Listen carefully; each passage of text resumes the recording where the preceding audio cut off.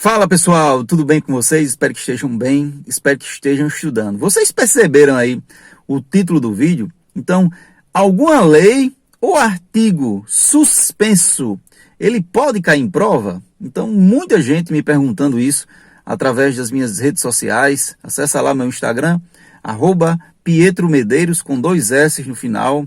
Tem nosso Facebook, enfim, perguntando a respeito desse assunto. Por quê? Porque tivemos uma alteração agora no início do ano, o famoso pacote anticrime, que trouxe várias alterações em diversas leis, como por exemplo no Código Penal, no Código de Processo Penal. Porém, alguns editais, como o do Presídio Federal, Departamento Penitenciário Federal, está aberto, que trouxeram os assuntos que foram alterados por essa lei. Então, há uma dúvida enorme se estuda essa lei, se não estuda, se vai cair em prova, se não cai, se pode, se não pode, enfim. O que eu vou falar aqui para vocês é uma impressão pessoal, com nossa experiência em concursos públicos, em estudo, enfim, na área jurídica.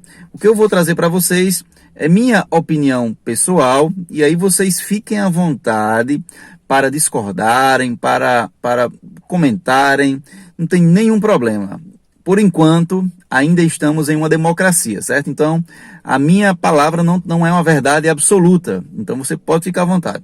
Então, imagine e no final, pessoal, só para complementar, fiquem até o final, que eu preparei aqui 2 situações que eu vou mostrar a vocês, depois de eu dar minha opinião agora, como vocês devem se comportar ao verificar uma possível questão dessa numa prova. Então, na minha opinião, fiquem à vontade para discordar, na minha opinião, estes artigos, pelo fato de não estarem revogados, o professor não está revogado? Não.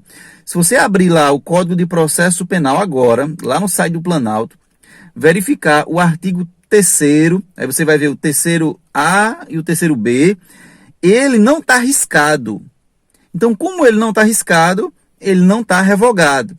O que houve foi uma suspensão pelo STF através do ministro Fux. Então, ele suspendeu a eficácia de vários artigos do pacote anticrime. Na verdade, pessoal, não é todo o pacote anticrime que está suspenso. Alguns artigos foram suspensos pelo STF. Suspenso é diferente de revogado, né? O revogado, ele deixa de existir no ordenamento jurídico.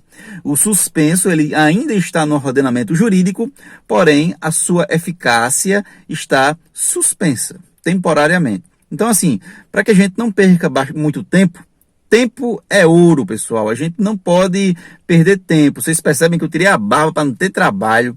Só estou usando roupas de uma cor só para não ter trabalho. No meu dia é muito corrido, a gente tem muitas atividades, então eu não posso perder tempo. Estou gravando aqui dentro do carro para deixar vocês informados, justamente para não perder tempo.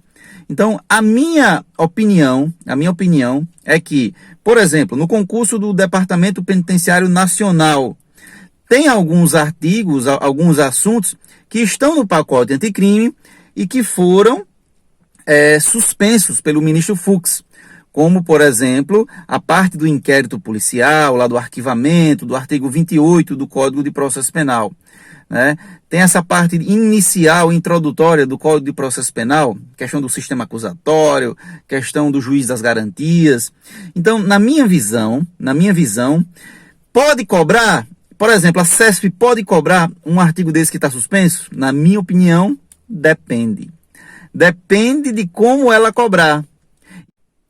Então, pessoal, eu vou conversar com vocês 2 situações que eu entendo que ela pode cobrar da seguinte forma. Eu vou mostrar aqui como, na minha opinião, poderia cobrar e como não poderia cobrar, tá certo? Então, tivemos aqui, eu até anotei aqui para ficar mais fácil, tivemos a alteração da Lei 13.964, né, o pacote anticrime de 2019, e eu vou ler aqui para vocês como poderia ser cobrado aí essa questão do artigo, por exemplo, o 3º-B, questão do juízo das garantias. Veja só como poderia ser cobrado pela CESP. E eu acho que ela vai cobrar, né? Vamos lá agora.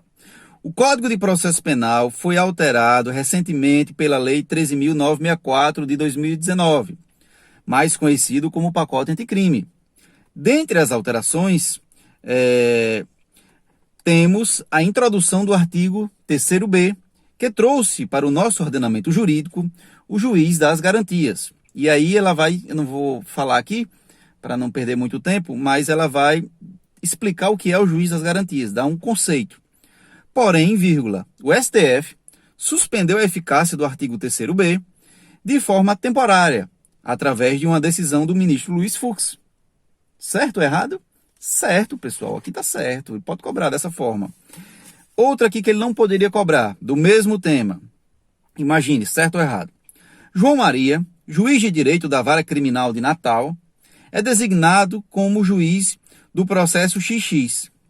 No decorrer do inquérito, o doutor João Maria decretou a prisão preventiva de Pedro. Ora, investigado, de acordo com a alteração prevista recentemente no nosso ordenamento jurídico, o doutor João Maria não poderá sentenciar Pedro, pois atuou no processo como juiz das garantias. Errado, porque a eficácia está suspensa. Então, se ele cobrar um conceito doutrinário daquele tema, pode cobrar, né? Mas aqui, neste caso, ele cobrou a aplicação atual do Instituto. E aí eu vejo que não poderia cobrar. Então, essa é a minha percepção. Então, vocês fiquem atentos para o texto das questões, tá bom? E aí vocês comentem aqui embaixo, dê sua opinião, que a gente vai debater aqui, tá bom? Grande abraço, fiquem com Deus e até a próxima.